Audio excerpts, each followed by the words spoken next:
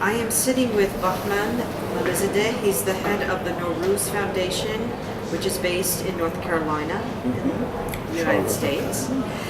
And Bahman, can you just tell me something? I know Norooz Foundation has been helping Assyrian Christians who were forced to flee from their ancient homeland in Iraq because of ISIS, from Mosul, Karakosh, all of these Christian villages.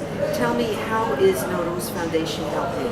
Well, we visited after speaking with the Iranian Assyrian, and they explained to me how crucial it is that during this period in their life, most of the people from Assyria, from Christians area, from the north of the Mosul and other villages, they are fled the ISIS. Now they need some political help as well as some other help in like the region, humanitarian region, because they have fled here. They came to Erbil, they went to Dohuk, they went to so many places.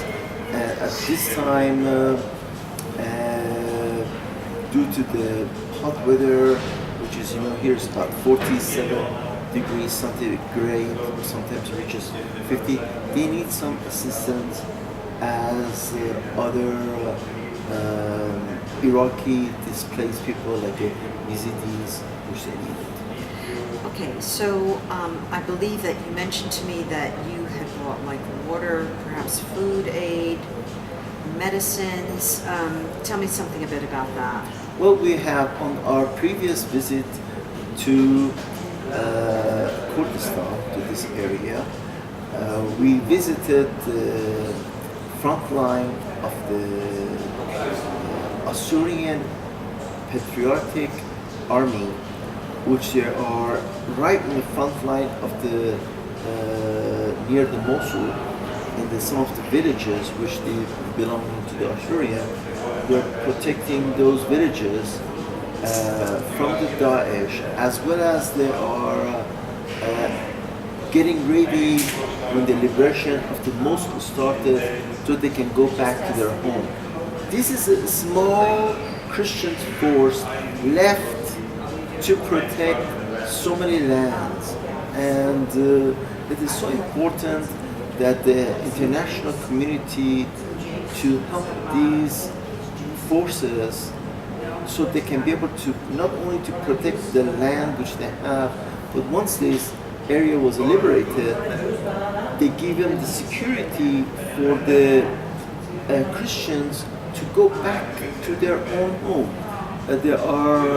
This is the number one issue which is facing the Christian communities right now. Can you tell me a little bit about what you're trying to do politically, whether to speak to lawmakers in Washington or in other places, about what they can do to help the Christians at this time? And as we keep hearing that, the attack on Mosul could happen sometime before the end of the year, it seems that a lot of things need to be in place before that even happens. Yes, in my meetings with the member of the U.S.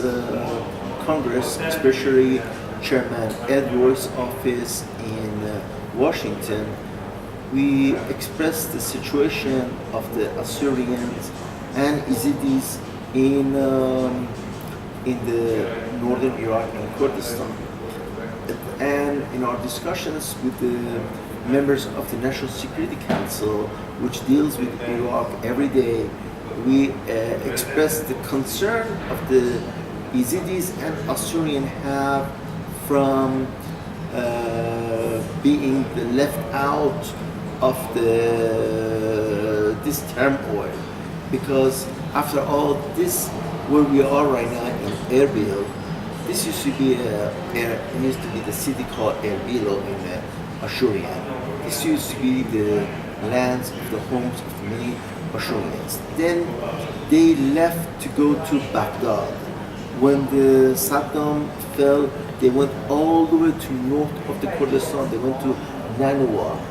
And then again, Daesh, this series came and they had to fled to come to Dohuk or go to Erbil, or if those who have the money, they went to Jordan, they went to Lebanon, they went to United States, they went to Australia, they left. And the community used to be, this country used to host 1.2 million Christians.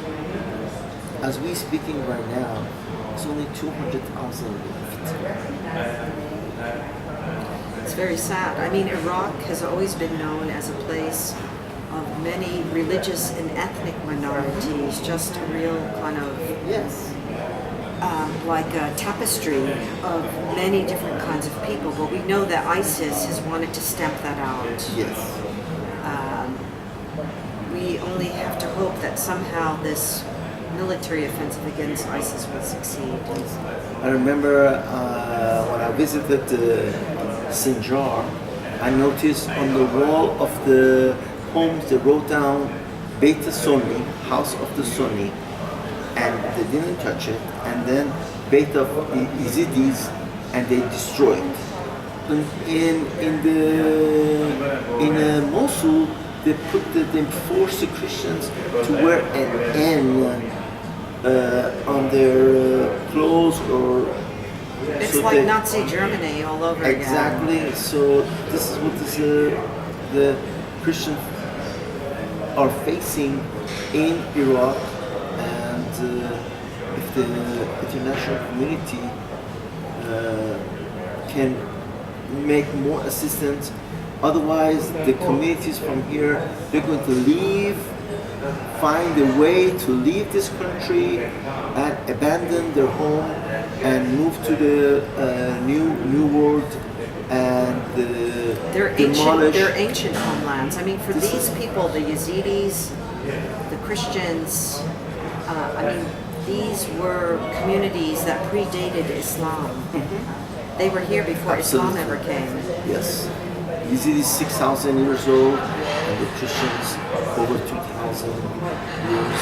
So this is very important. Same as before, in the Dohuk area used to be the land of the Jewish community, the Yahudis, and all have been abandoned. They moved toward another country, some Israel or other countries.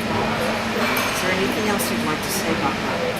I believe those who are listening to us today, it is important not to forget about their families who are left behind in Iraq. The community, the Christian community, Zidis community, they need your assistance today. Not to forget that there are many ways to assist these people. Erbil is a very safe place. You can come visit the camps and see the Christian communities. And would there be a way that they could also send funding to the Norooz Foundation? Yes, they can reach us in around the world, Foundation Norooz, and that's spelled Norooz Foundation.org or Norooz.org. They can learn more about this information. We have put down lots of videos about our visit to these camps, and they can see the children and the families who are left behind here. They are hopeless. They have no hope for the future. And by visiting our website, they can learn about the Christian community and Yazidis communities in East Asia. Thank you very much.